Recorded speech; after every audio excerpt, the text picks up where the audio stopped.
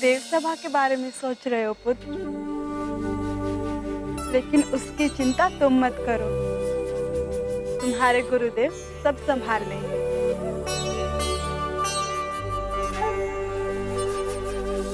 मैं देख रही हूँ तुमने भोजन भी नहीं किया। ये लो लड्डू खाओ। नहीं, मुझे खाने की इच्छा नहीं है। यदि मेरे स्थान पर तुम्हारी माता अंजना होती तो क्या फिर भी तुम यही कहते?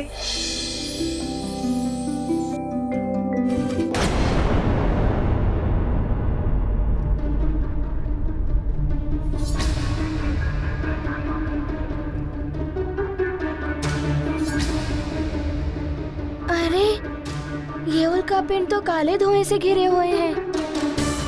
इनकी गणना करना तो बहुत कठिन होगा। फिर भी गणना तो करनी ही होगी।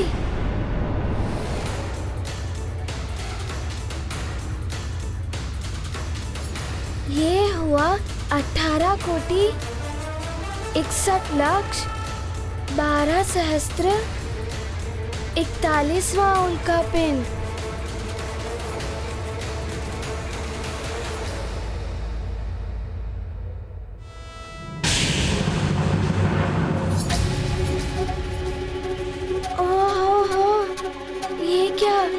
ये उल्कापिंड तो 1 से 2 में विभाजित हो रहा है।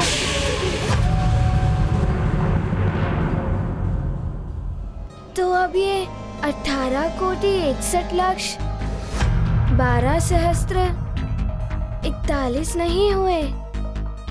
नहीं, ये हुए 18 कोटि 61 लाख 12 सहस्त्र 42।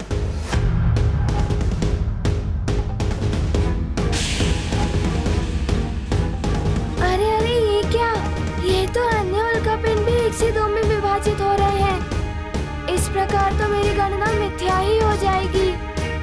मुझे और एकाग्रता से इन पर ध्यान केंद्रित करना होगा। हर बार एक छोड़कर दूसरा उल्कापिंड विभाजित हो रहा है। तो ये है इनका क्रम। मुझे विभाजित होने वाले और ना विभाजित होने वाले उल्कापिंडों की गणना भिन्न भिन्न रखनी होगी, तभी उचित रहेगा। 18 कोटि 61 लाख 12 सहस्त्र 43 और ये 18 कोटि 61 लाख 12 सहस्त्र 45। 18 कोटि 61 लाख 12 सहस्त्र 46। 18 कोटि 61 लाख 12 सहस्त्र 48। ओहो, ये क्या? इनमें से कुछ उल्कापिंड 1 से 3 में विभाजित हो रहे हैं।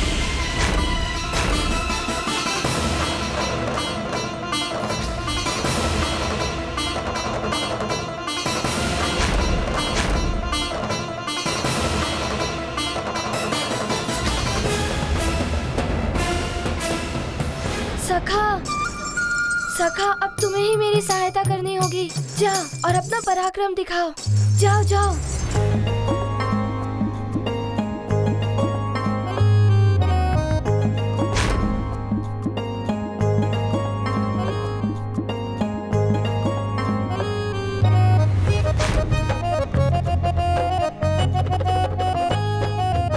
हाँ, ये ठीक है।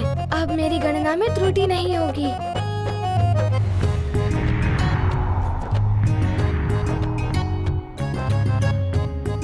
ये रहा 18 कोटि 61 लाख 12 सहस्त्र 49। 18 कोटि 61 लाख 12 सहस्त्र 50। 18 कोटि 61 लाख 12 सहस्त्र 52। 53, 54। 18 कोटि 61 लाख 12 सहस्त्र 55। अरे सखा,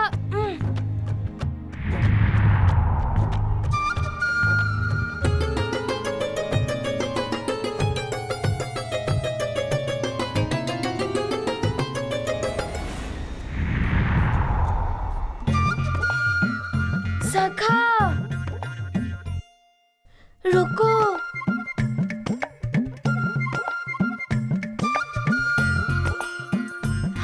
सखा, कुछ क्षण रुक भी जाओ। ये गाथा महाबली हनुमत की, रुचिकर लीला राम भगत की। जय जय जय रघुनंदन राम, जय जय जय महाबली हनुमान। विषमताओं का हुआ अतिरेक, बना सहायक उनका विवेक। हनुमत में बुद्धि बल संचित, होंगे नहीं कभी पराजित। कठिनाई में धीरज धरते, हनुमत युक्ति से विचार करते। उल्काओं के हैं 3 प्रकार, करते गणना उनके अनुसार। ये गाथा महाबली हनुमत की, रुचिकर लीला राम भगत की। जय जय जय रघुनंदन राम, जय जय जय महाबली हनुमान।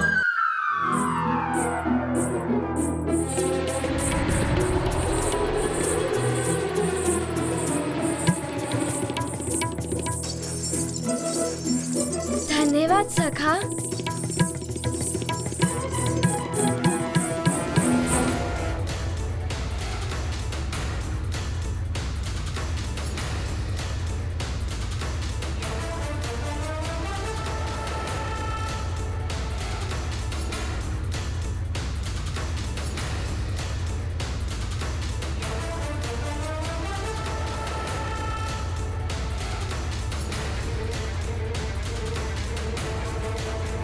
हनुमान परिक्रमा पूरी करके आ रहा है।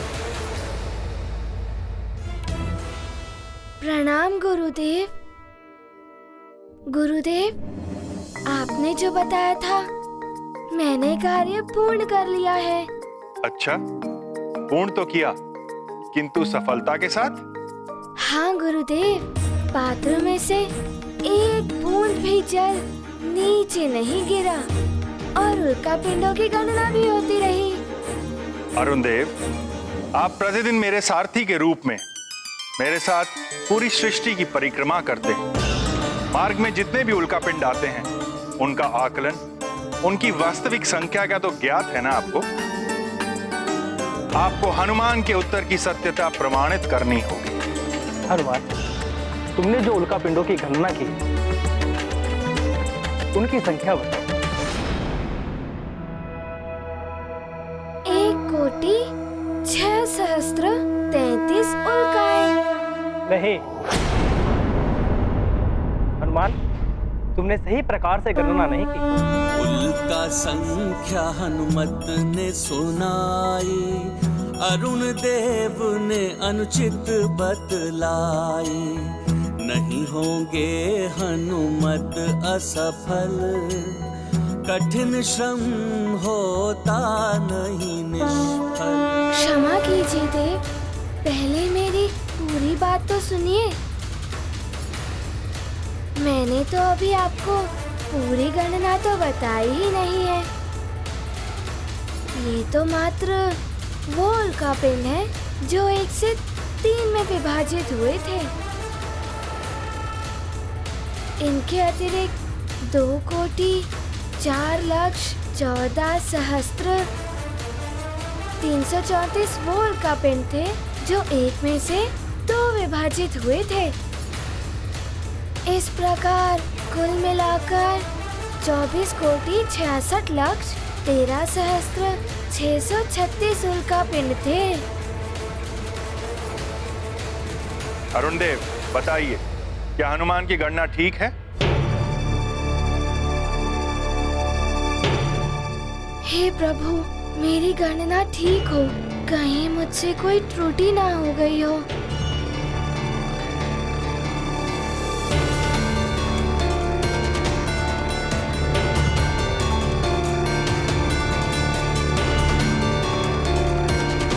हनुमान, जो तुमने उल्का पिंडों की गणना की है, वो पूर्ण से सत्य है। प्रत्येक पक्ष का रखा ध्यान, हनुमत ने किया उचित समाधान। कितना भी होता साध्य, बुद्धि से पूर्ण होता कार्य। ये गाथा महाबली हनुमत की, रुचिकर लीला राम भगत की। जय जय जय रघुनंदन राम, जय जय जय महाबली हनुमान। वत्स हनुमान, तुमने विपरीत परिस्थितियों में एकाग्रता का उच्च स्तर प्राप्त कर लिया। प्रणाम गुरुदेव। ये सब आपके गुरु ज्ञान के कारण ही संभव हुआ है और इसके लिए आपको नमन।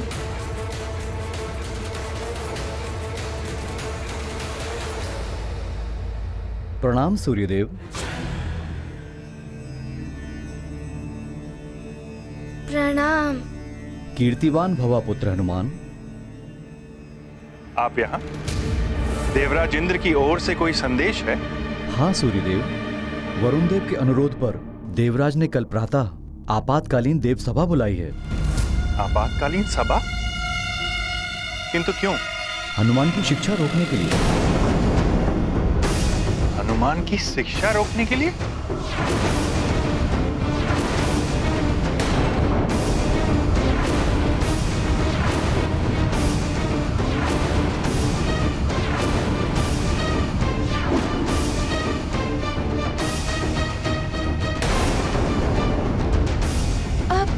व्यवधान, मेरी शिक्षा पूर्ण हो भी पाएगी या नहीं?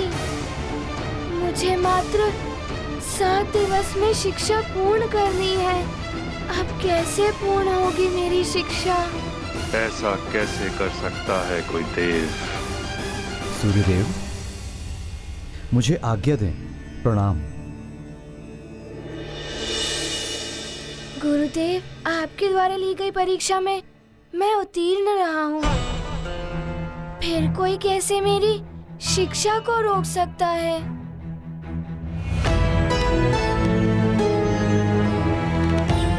चिंतित मत हो वत्स, मैं कल प्रातः सभा में जाकर तुम्हारे पक्ष में बात करूंगा। मेरा पूर्ण प्रयास होगा कि कोई तुम्हारी शिक्षा अवरुद्ध ना कर सके।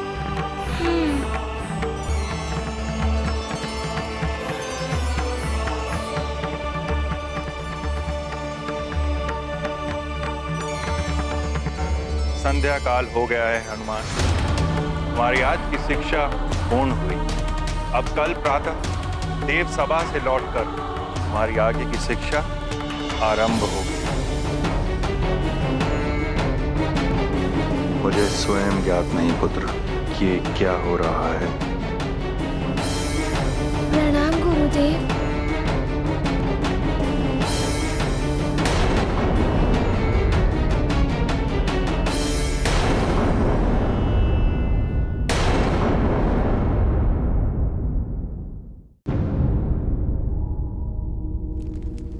शिक्षा तो अब अवरुद्ध होकर ही रहेगी उस वानर बालक की। राहु ने वरुण देव के ऊपर अपनी छाया का ऐसा प्रभाव डाला है कि उसकी तो मति ही फिर गई है।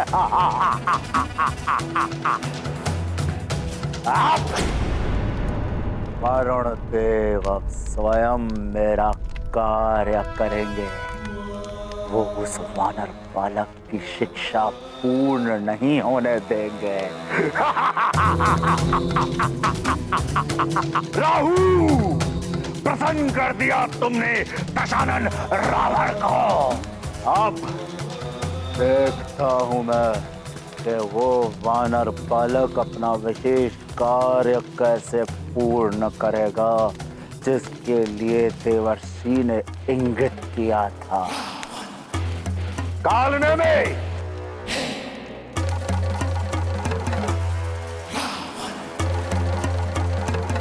वज्रासुर के बारे में कोई सूचना मिली है कि नहीं?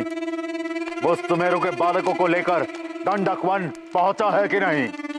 वज्रासुर अभी तक सुमेरु से दंडक वन नहीं पहुंचा है। क्या अभी तक नहीं पहुंचा? इतना समय क्यों लग रहा है?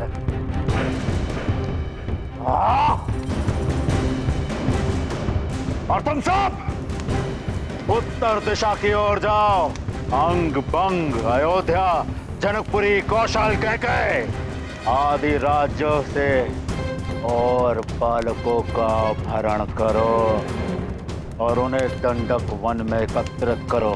उस नारायण के नर अवतार को मैं शीघ्र ढूंढना चाहता हूं। जाओ। ऐसा ही होगा लंकेश। जय लंकेश।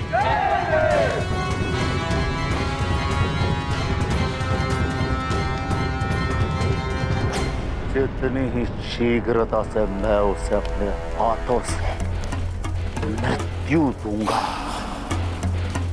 उतनी ही शीघ्रता से मुझे प्रसन्नता प्राप्त होगी। मनुष्य के रूप में जन्म लेकर तो स्वयं नारायण भी मृत्यु लोक के उस विधान से बंध गए हैं कि जो भी कुक्षी से जन्म लेता है उसकी एक ना एक दिन तो मृत्यु होती ही है। और भविष्य में निर्मित होने वाली स्थितियां ऐसी बन रही हैं कि श्री राम पर रावण के द्वारा घोर संकट की छाया दिखाई दे रही है। आपका कथन सत्य है देवी। स्वामी, श्री राम पर आए हुए इस संकट से हनुमान ही उन्हें बचा सकते हैं, किंतु वरुण देव हनुमान के लिए बाधा उत्पन्न कर रहे हैं। वरुण देव को यह समझना चाहिए देवी,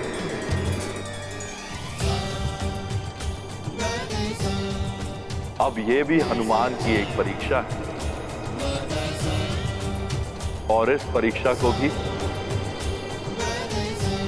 हनुमान को उत्तीर्ण करना होगा।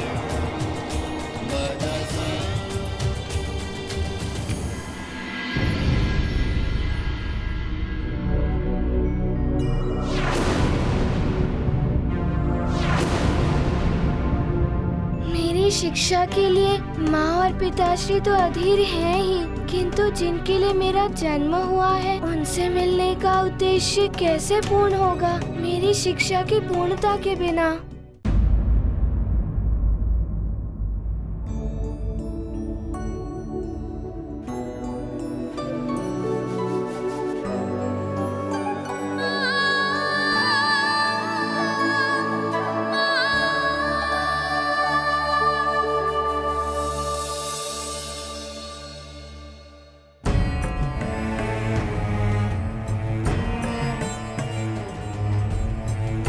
ये हनुमान को क्या हुआ?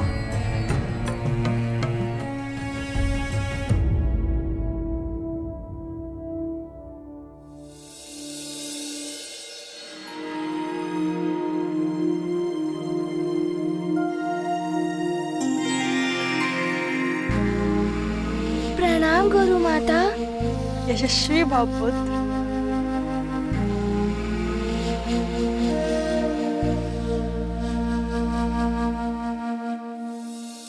देव सभा के बारे में सोच रहे हो पुत्र, लेकिन उसकी चिंता तुम मत करो, तुम्हारे गुरुदेव सब संभाल लेंगे।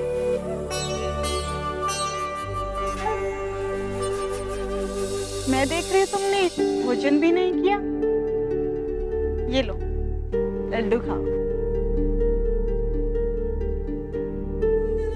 नहीं, मुझे खाने की इच्छा नहीं है। यदि मेरे स्थान पर तुम्हारी माता अंजना होती तो क्या फिर भी तुम यही कहते?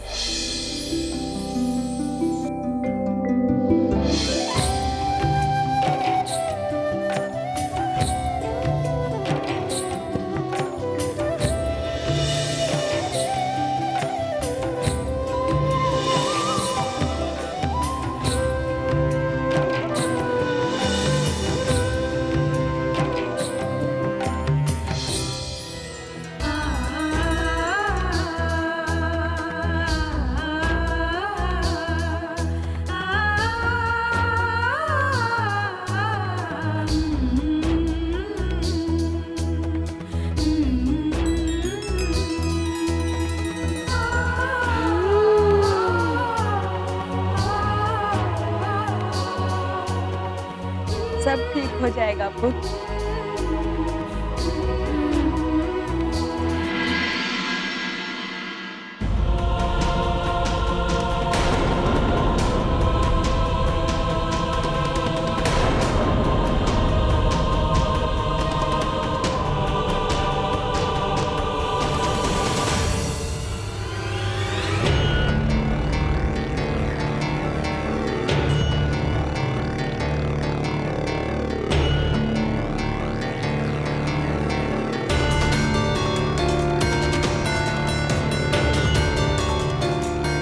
जाने क्या हुआ होगा देव सभा में। मेरी आगे की शिक्षा होगी भी या नहीं।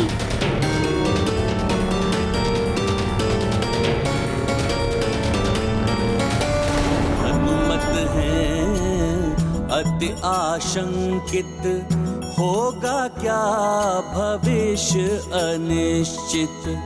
निश्चल भाव से करते यत्न, शिक्षा पथ में तब क्यों वे। यह कदापि उचित नहीं कि एक वानर बालक शिक्षा ग्रहण करे और देव पुत्र शिक्षा से वंचित कर दिया जाए। पुत्र मेरा हो या किसी अन्य देवता का, सूर्य देव से शिक्षा प्राप्त करने का प्रथम अधिकार देव पुत्रों को ही होना चाहिए। किंतु सूर्य देव पक्षपात करते हुए एक वानर बालक को वरीयता देकर उसे शिक्षा दे रहे हैं। वरुण देव, हनुमान कोई साधारण वानर बालक नहीं, रुद्रांश है। ज्ञात है मुझे, किंतु सत्य तो यही है कि वो है तो एक वानर बालक ही, और वानर बालक से पूर्व वरीयता देवपुत्र को मिलनी चाहिए। आप सब भी स्मरण रखिए, यदि सूर्यदेव मेरे पुत्र को शिक्षा नहीं देंगे तो हनुमान की शिक्षा किसी भी प्रकार से पूर्ण नहीं होने दूंगा मैं। वरुण देव, आप चुनौती दे रहे हैं मुझे? हाँ,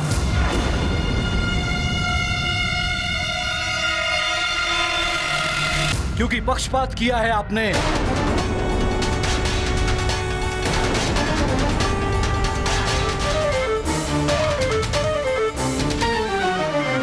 नारायण नारायण, जब राहु शीश पर सवार हो तो मति ऐसे ही भ्रष्ट हो जाती है जैसे वरुण देव की हुई है। उन्हें तो स्वयं ही ज्ञात नहीं है कि वो क्या बोल रहे हैं। राहु उनके शीश पर चढ़कर उनसे बुलवा रहा है, नारायण नारायण। वरुण देव, ये मिथ्या आरोप है मुझ पर। मैं सूर्य कभी किसी के साथ पक्षपात नहीं करता। सूर्य लोक में जो भी बालक शिष्य बनने आता है उन सब की परीक्षा ली जाती है। यदि आपका पुत्र गव योग्य होता तो उसे हनुमान से पूर्व शिक्षा दी जाती, और हनुमान को अन्य छात्रों की तरह गव की शिक्षा को पूर्ण होने तक की प्रतीक्षा करनी पड़ती। वरुण देव, आज तक मेरे न्याय पर किसी ने भी प्रश्न नहीं उठाया है।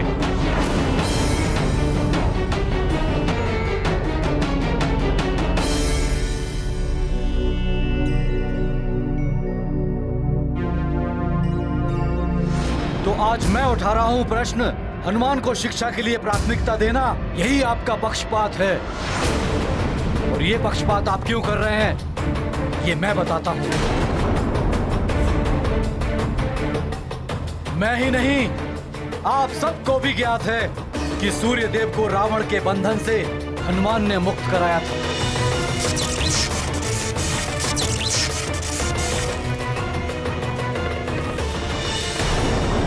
उस उपकार का प्रतिफल चुकाया गया है हनुमान को शिष्य बनाकर। ये पक्षपात नहीं तो और क्या है? वरुण देव, आप अमर्यादित व्यवहार कर रहे हैं जो देव सभा के अनुकूल नहीं है। वरुण देव, शिक्षा तो मेरे पुत्र जयंत की भी स्थगित है, किंतु मुझे तो इसमें कोई आपत्ति नहीं है। आपको आपत्ति होनी चाहिए। सूर्य देव का गुरुकुल देवों का गुरुकुल है, जिसमें शिक्षा प्राप्त करने के लिए देव पुत्रों को किसी भी प्रकार की परीक्षा की आवश्यकता नहीं होनी चाहिए थी। योग्यता का मापदंड गुरु और शिष्य दोनों के लिए आवश्यक है, इसीलिए परीक्षा का विधान है ये। मुझे तो ये भी ज्ञात नहीं ऐसी कौन सी परीक्षा ली आपने मेरे पुत्र की जिसमें उसे आपने अयोग्य घोषित कर दिया। मेरे समक्ष तो ली नहीं आपने परीक्षा।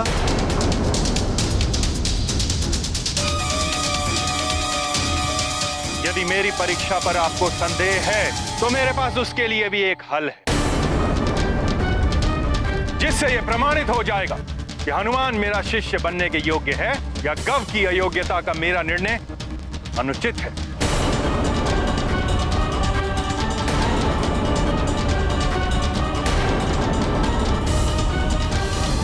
उत्तम, अति उत्तम। बड़ा ही शुभ समाचार लेकर आए हो राहु। बस दशानन, किसी भी प्रकार इस प्रतिस्पर्धा में उस बानर को परास्त कराना है। जानता हूं, उस वानर की पराजय ही हमारे विजय का मार्ग प्रशस्त करेगी। और तब सूर्यदेव अपने वचन के अनुसार उस बालक को शिक्षा नहीं देंगे।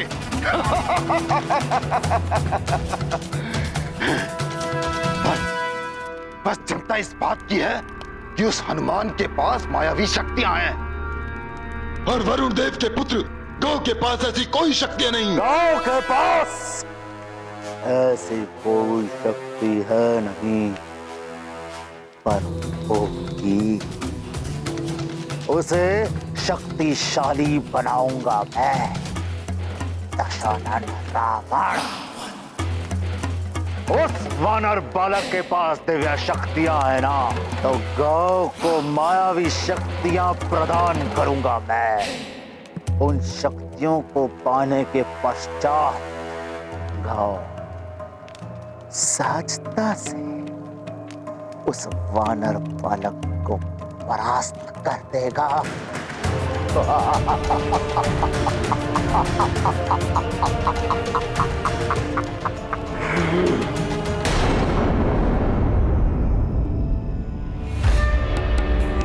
गुरुदेव,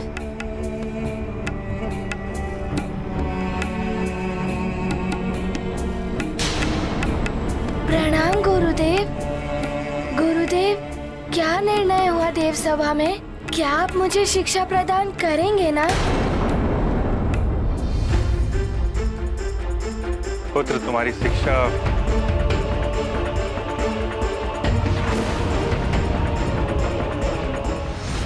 बोलते बोलते रुक क्यों गए गुरुदेव? क्या हुआ गुरुदेव, आप रुक क्यों गए? कहिए ना, मेरी शिक्षा पूर्ण होगी या नहीं? अब तुम्हारी आगे की शिक्षा तुम्हारे अपने ही हाथ में है वत्स। मेरे हाथ में? मैं कुछ समझा नहीं गुरुदेव। हनुमान, देव सभा में यह निर्णय हुआ है कि समस्त देवताओं के समक्ष तुम्हारे और वरुण देव के पुत्र गव के मध्य प्रतिस्पर्धा होगी। जो भी इस स्पर्धा में विजयी होगा वही मेरा शिष्य होगा। ये स्पर्धा आज ही होनी है पुत्र। क्या तुम प्रस्तुत हो इस स्पर्धा के लिए?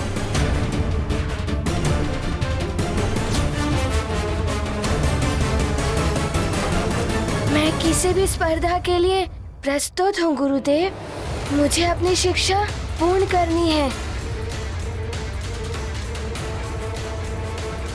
तुम्हारी भावना सराहनीय है पुत्र। मेरा आशीर्वाद तुम्हारे साथ है। प्रणाम गुरुदेव। सभा निर्णय से हुए अवगत, स्पर्धा प्रस्ताव से सहमत।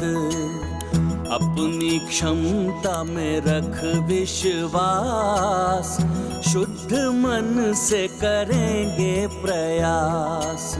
प्रत्येक परीक्षा हेतु प्रस्तुत, ज्ञानार्जन को पूर्ण समर्पित।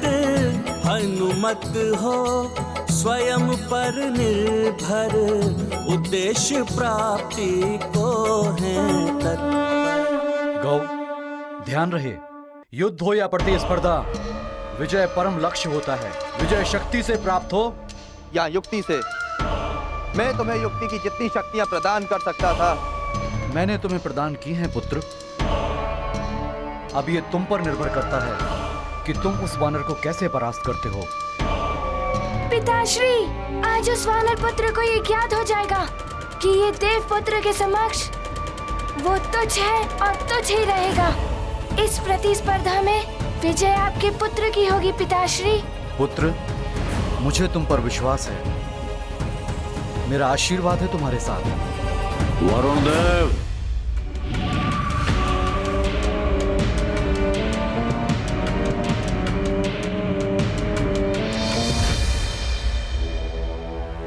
रावण यहां भी आ गया।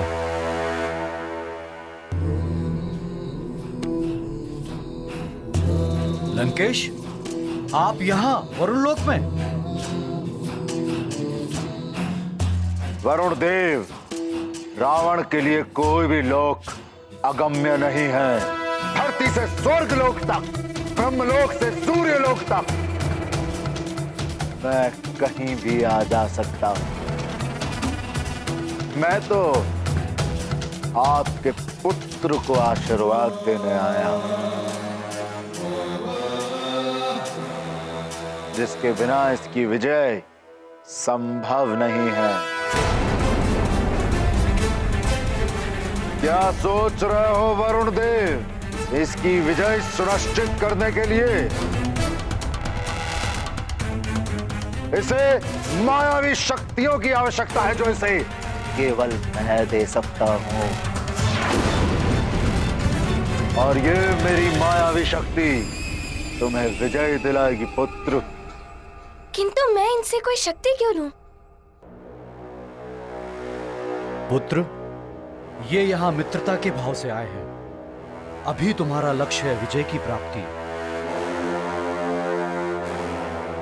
लंकेश, रावण का भी आशीर्वाद तुम्हारे साथ रहेगा पुत्र गव, जिसके बिना तुम्हारी विजय असंभव है। प्रणाम लंकेश। विजय भव। ये आशीर्वाद तो आपने भी दे दिया अपने पुत्र को वरुण देव, किंतु इसकी विजय सुनिश्चित करने के लिए इसे मायावी शक्तियों की भी आवश्यकता है, जो इसे केवल मैं दे सकता हूं।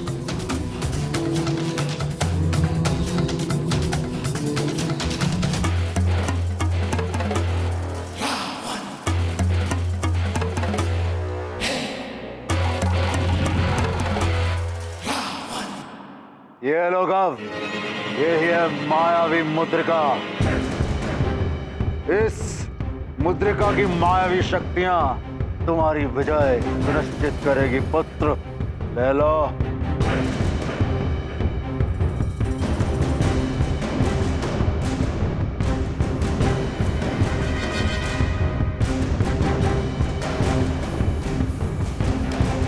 अपने पुत्र के लिए मैं कुछ भी कर सकता हूँ, अब तो रावण से मित्रता भी। किंतु इससे प्रयोग कैसे करना है लंकेश? तुम्हें कुछ विशेष नहीं करना है पुत्र। पर्दा आरंभ होने के पश्चात जैसे ही तुम्हें अवसर मिले, इसके रत्न को दबा लेना। इसमें निहित मायावी शक्तियां जागृत हो जाएंगी, फिर ये स्वयं ही अपना कार्य करेंगी पुत्र।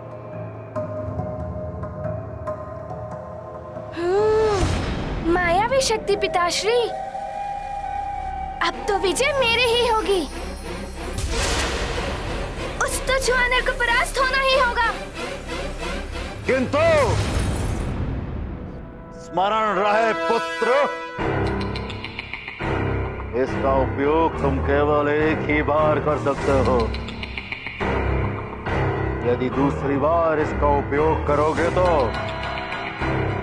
इसका प्रभाव प्रतिकूल भी पड़ सकता है। मैं समझ गया लंकेश, इसके लिए आपका बहुत बहुत धन्यवाद। लंकेश, ऐसे समय में आप मेरे पुत्र की सहायता के लिए आए। आपके इस उपकार के लिए मैं सदा आपका आभारी रहूंगा। वरुण देव, उस तुच्छ वानर को देवताओं ने अपने शीश पर चढ़ा रखा है। उसकी तुच्छता का आभास उसे होना ही चाहिए। उस वानर की पराजय में गव का भविष्य और मेरी भी विजय छुपी हुई है। किंतु किंतु किंतु क्या लंकेश? किंतु ये वरुण देव कि आपको भी मेरा एक कार्य करना होगा।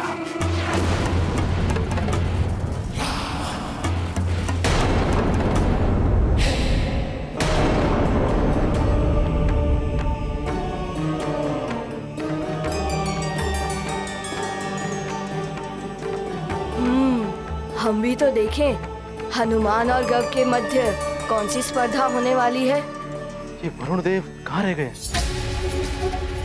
अभी तक तो उन्हें अपने पुत्र को लेकर आ जाना चाहिए।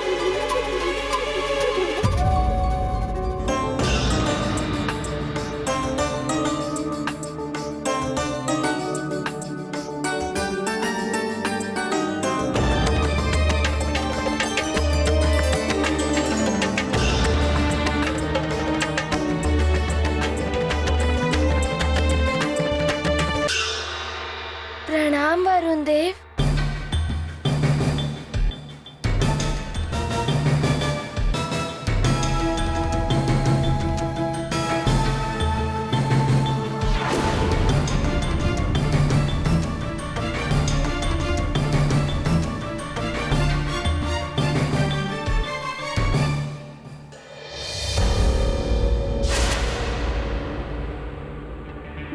मेरा अमोघ अस्त्र, इससे तुम स्वयं को रक्षित नहीं कर पाओगे हनुमान।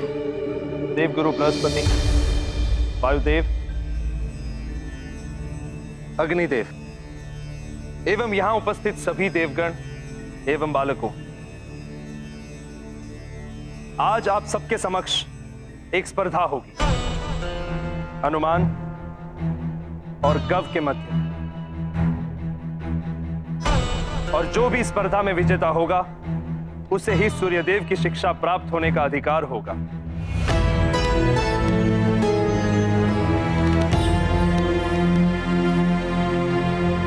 और जो भी इस स्पर्धा में परास्त होगा उसे सूर्यदेव अपनी शिक्षा प्रदान नहीं करेंगे। वो स्पर्धा क्या होगी इस विषय में सूर्यदेव बताएंगे। क्षमा करें देवराज, मेरा सुझाव है कोई बड़ी और कठिन प्रतिस्पर्धा होनी चाहिए। कुछ ऐसा जिससे कि हनुमान और गव की शक्ति, युक्ति एवं बुद्धि चातुर्य की परीक्षा हो सके।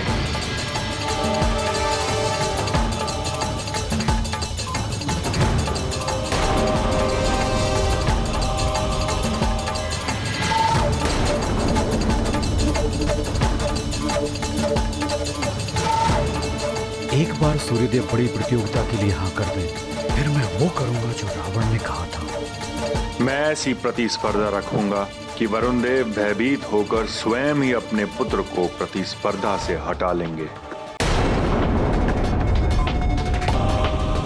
उचित है। यदि वरुण देव की यही इच्छा है कि प्रतिस्पर्धा कठिन होनी चाहिए, तो यह स्पर्धा काल कुंभ के भीतर से ध्वजा लेकर आने की।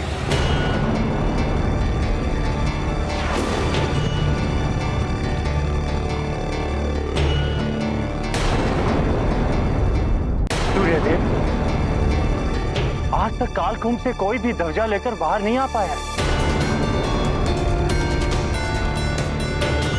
चाहे वो देवपुत्र हो, ऋषि पुत्र हो या गंधर्व पुत्र, जो भी उस ध्वजा को लेने कालकुंभ में गया है वो वहीं पर बंदी बनकर रह गया है।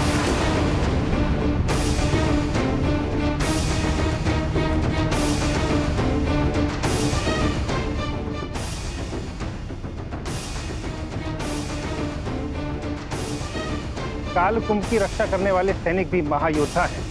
उन्हें परास्त कर कालकुंभ में प्रवेश करना सहज नहीं है सूर्यदेव। प्रतिस्पर्धा का कोई अन्य मापदंड निर्धारित कीजिए। अग्निदेव, वायुदेव, वरुण देव की ये इच्छा है कि ये प्रतिस्पर्धा कठिन हो और कालकुंभ से ध्वजा लेकर आना बड़ी और कठिन स्पर्धा है।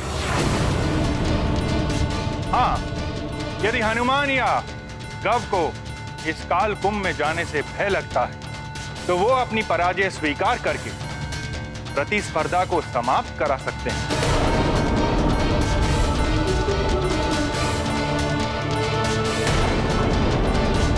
यदि किसी को कोई आपत्ति ना हो, तो ये प्रतिस्पर्धा आरंभ की जाए।